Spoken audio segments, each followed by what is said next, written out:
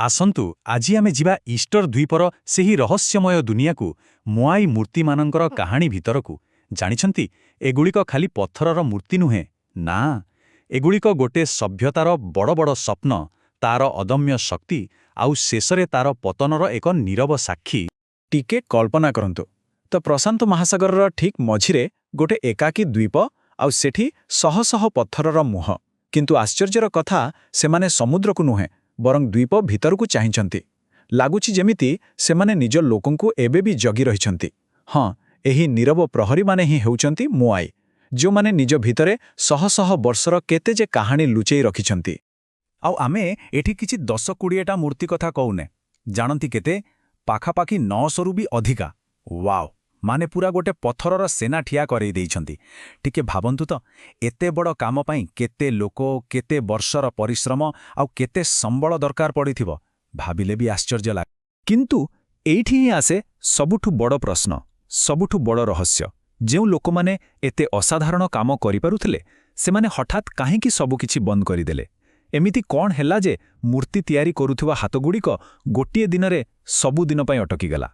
ଆଚ୍ଛା, ତେବେ ଏହି ରହସ୍ୟର ଚାବି ଖୋଜିବାକୁ ହେଲେ ଆମକୁ ପ୍ରଥମେ ଜାଣିବାକୁ ପଡ଼ିବ, ଏ ମୂର୍ତ୍ତିଗୁଡ଼ିକର ଅସଲ ମାନେ କ'ଣ? ଲୋକେ ଏଗୁଡ଼ିକୁ କାହିଁକି ତିଆରି କରୁଥିଲେ? ଏହା ପଛର କାରଣ କ'ଣ ଥିଲା? ଦେଖନ୍ତୁ, ମୋଆଇ ଖାଲି ପଥରର ମୂର୍ତ୍ତି ନଥିଲା, ନା, ବିଲକୁଲ ନୁହେଁ। ଏଗୁଡ଼ିକ ଥିଲେ ସେମାନଙ୍କ ପୂର୍ବପୁରୁଷଙ୍କ ଜୀବନ୍ତ ରୂପ।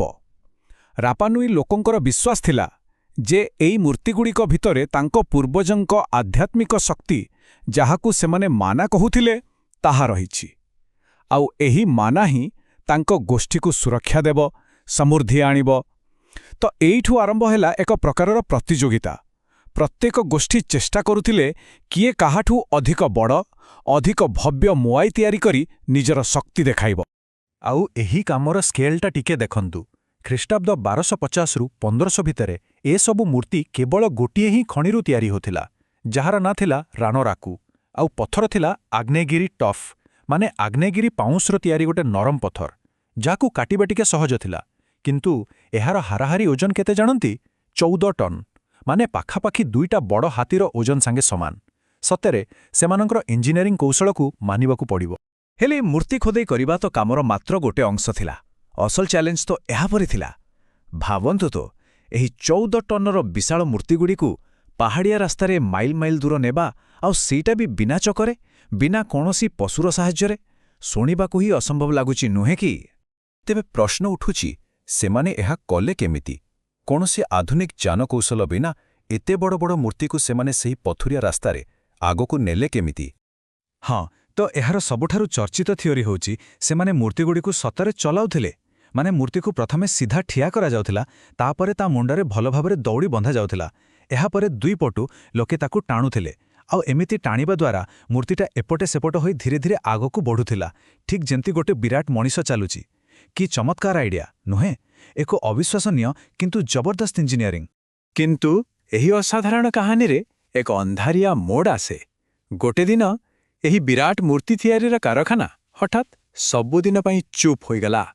ସେହି ରାଣରାକୁ ଖଣି ହିଁ ଥିଲା ଏସବୁର କେନ୍ଦ୍ରବିନ୍ଦୁ। ଆଖି ବନ୍ଦ କରି ଟିକେ ଭାବନ୍ତୁ, ଶହ ଶହ କାରିଗର ପଥର କାଟୁଛନ୍ତି, ଚାରିଆଡ଼େ ଖାଲି ହାତୁଡ଼ିର ଶବ୍ଦ, ପୁରା ଅଞ୍ଚଳଟା କମ୍ପୁଛି। ଗୋଟେ ଜୀବନ୍ତ ଚଳଚଞ୍ଚଳ ଜାଗା ଥିଲା ସେଇଟା। କିନ୍ତୁ ଗୋଟେ ଦିନ ସବୁ ଶବ୍ଦ ହଠାତ୍ ବନ୍ଦ ହୋଇଗଲା। କାରିଗରମାନେ ଯେମିତି ଥିଲେ ସେମିତି କାମ ଛାଡ଼ିଦେଲେ, ଆଉ ସେହି ଖଣିଟା ସବୁଦିନ ପାଇଁ ନୀରବ ହୋଇଗଲା। ମନେ ରଖନ୍ତୁ, ଏଇଟା ଧୀରେ ଧୀରେ ହୋଇନଥିଲା, ଏହା ହଠାତ୍ ଗୋଟିଏ ମୁହୂର୍ତ୍ତରେ ଘଟିଥିଲା। ଆଉ ଆଜି ବି ସେଠାକାର ଦୃଶ୍ୟ ଦେଖିଲେ ଦେହରେ କଣ୍ଟା ଝିମଝିମ ହୋଇଯାଏ। ଖଣିରେ ଅଧା ତିଆରି ହୋଇଥିବା ମୂର୍ତ୍ତି ସେମିତିରୁ ସେମିତି ପଡ଼ିଛି। ଲାଗିବ ଯେମିତି କାରିଗର ଜଣକ 2 ପ୍ରହର ଖାଇବାକୁ ଯାଇଛି ଆଉ ଫେରିନି। ତାର ହତିଆର ସବୁ ସେଇଠି ପଡ଼ି ରହିଛି। ଏପରିକି ବାଟରେ ଯାଉଥିବା କେତେକ ମୂର୍ତ୍ତି ବି ଅଧାରୁ ଅଟକି ଯାଇଛନ୍ତି, ସତେ ଯେମିତି ସେମାନଙ୍କୁ ନେଉଥିବା ଲୋକମାନେ ହଠାତ୍ କୁଆଡ଼େ ଗାୟବ ହୋଇଗଲେ। ତେବେ ଏମିତି କ'ଣ ହେଲା ଯେ ଏତେ ବଡ଼ ଗୋଟେ କାମ ହଠାତ୍ ବନ୍ଦ ହୋଇଗଲା? ଏହାର ଉତ୍ତର ବୋଧହୁଏ ସେମାନଙ୍କର ଅସୀମ ଅଭିଳାଷ ଆଉ ସେହି ଦ୍ୱୀପର ସୀମିତ ସମ୍ବଳ ଭିତରେ ଥିବା ସମ୍ପର୍କରେ ଲୁଚି ରହିଛି। ଏହାକୁ ଏମିତି ବୁଝନ୍ତୁ, ଯେମିତି ଏକ ପ୍ରକାର ପ୍ରତିଯୋଗିତା ଚାଲିଥିଲା। ଗୋଟେ ପଟେ ରାପାନୁଇର ଅଲଗା ଅଲଗା ଗୋଷ୍ଠୀ ନିଜର ପାୱାର ଦେଖାଇବା ପାଇଁ ଆହୁରି ବଡ଼ ଆଉ ଆହୁରି ଭଲ ମୋଆଇ ତିଆରି କରିବାରେ ଲାଗି ପଡ଼ିଥିଲେ। କିନ୍ତୁ ଅନ୍ୟପଟେ ଏହି ପ୍ରତିଯୋଗିତା ଧୀରେ ଧୀରେ ଦ୍ୱୀପର ସମ୍ବଳକୁ ଶେଷ କରିବାରେ ଲାଗିଥିଲା। ମୂର୍ତ୍ତିଗୁଡ଼ିକୁ ଗୋଟେ ଜାଗାରୁ ଆଉ ଗୋଟେ ଜାଗାକୁ ନେବା ପାଇଁ ଯେଉଁ କାଠ ଆଉ ଦଉଡ଼ି ଦରକାର ପଡ଼ୁଥିଲା ସେଥିପାଇଁ ସେମାନେ ଦୁଇପୁରା ପ୍ରାୟ ସବୁ ଗଛ କାଟି ସାରିଥିଲେ ଆଉ ଶେଷରେ ସେମାନଙ୍କର ସେହି ଅଭିଳାଷ ହିଁ ସେମାନଙ୍କର ପତନର କାରଣ ସାଜିଲା। ଆଉ ଏଇଠି ହିଁ ଏହି କାହାଣୀର ସବୁଠୁ ବଡ଼ ଶିକ୍ଷା ମିଳେ।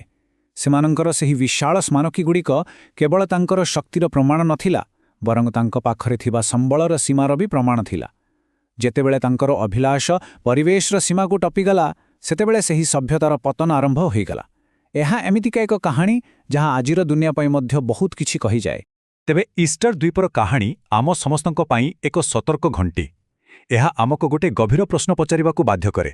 ଆଜିର ଆମର ଏହି ଆଧୁନିକ ସମାଜ କେଉଁ ପ୍ରକାରର ମୁଆଇ ତିଆରି କରିବାରେ ଲାଗିଛି? ଆମର ଏ ଅସୀମ ଅଭିଳାଷ ଆଉ ଆମ ପୃଥିବୀର ସୀମିତ ସମ୍ବଳ ଭିତରେ ଆମେ ସେହି ସୀମାରେଖାଟିକୁ କେଉଁଠି ଟାଣିବା?